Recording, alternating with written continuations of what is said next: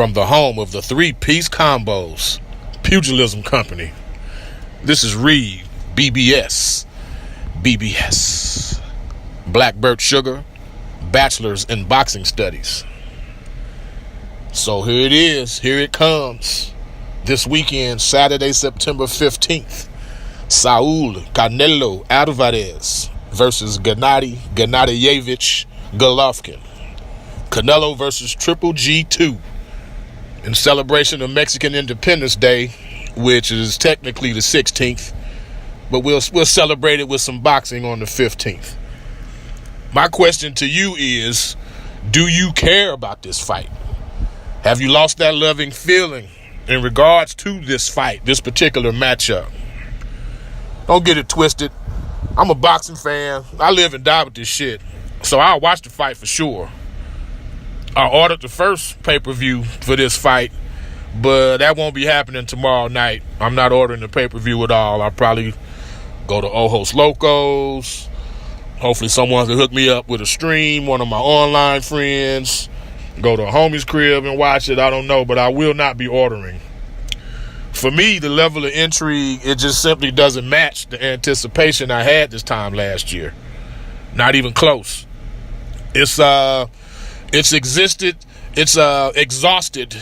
its shelf life. Like when you have milk in the fridge too long and it's got that sell-by date on it. Well, that's what this fight is to me. Canelo Triple G2 is like stale milk in your refrigerator. It's time to get rid of it. First fight should have taken place, let's just be real, should have taken place May of 2016. I'm talking 2.5 years ago is when the first fight should have taken place. But instead, Canelo chose to fight Amir Khan at a catchweight.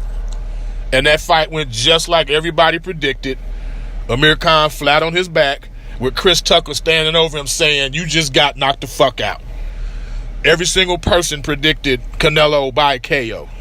And that's what happened. Meaningless fight. Then there was Liam Smith. Then Chavez Jr. The bottom line is Canelo and Golden Boy, they delayed the Triple G fight. They kept putting it off and putting it off. Then we finally get the fight a year ago. It's fairly entertaining. I'm not complaining about it. I mean, neither man was hurt or buzzed or dropped or staggered or wobbled or even remotely affected by the other. But that said, it was still a quality boxing match. But that decision, though, man, and that 118 to 110 scorecard, it still amazes me to this day. 10 rounds to 2 for Canelo. 10 rounds to 2. Really? Really? But all in all, my level of care, it went from sugar to shit, man, when the suspension was thrown down. That's what did it for me. I was still somewhat excited for the rematch, but then clenbuterol, contaminated meat, and the suspension pushed it back from Cinco de Mayo to the weekend of Mexican Independence Day.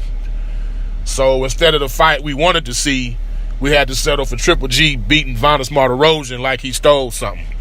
And right then and there, my level of care, it evaporated, man. That's the only way to put it. Now we gone from contaminated meat to real or manufactured beef between both sides.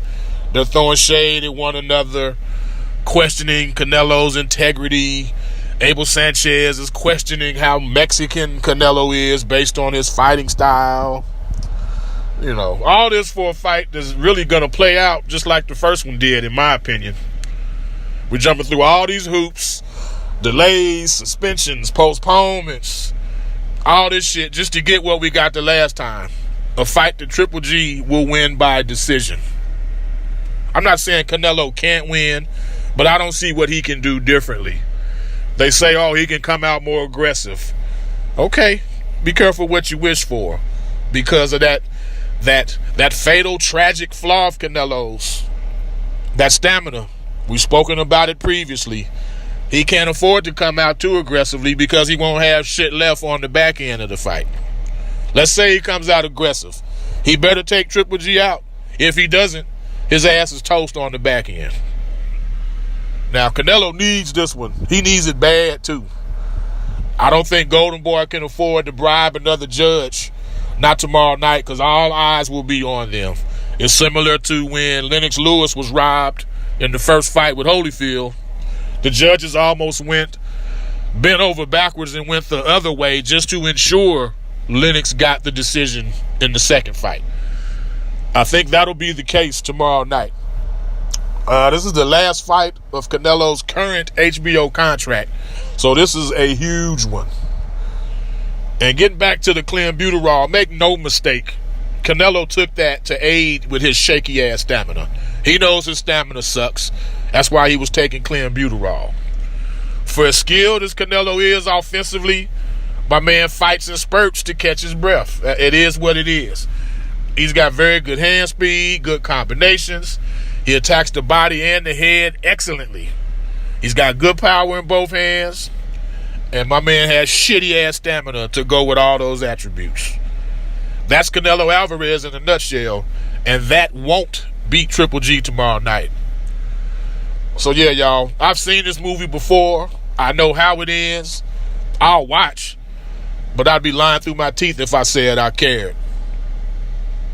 That's all we got for you today, man. Home of the three-piece combos. Pugilism Company. This is Reed. BBS. Blackbird Sugar. Bachelor's in Boxing Studies. When all is said and done, there's nothing left to say or do.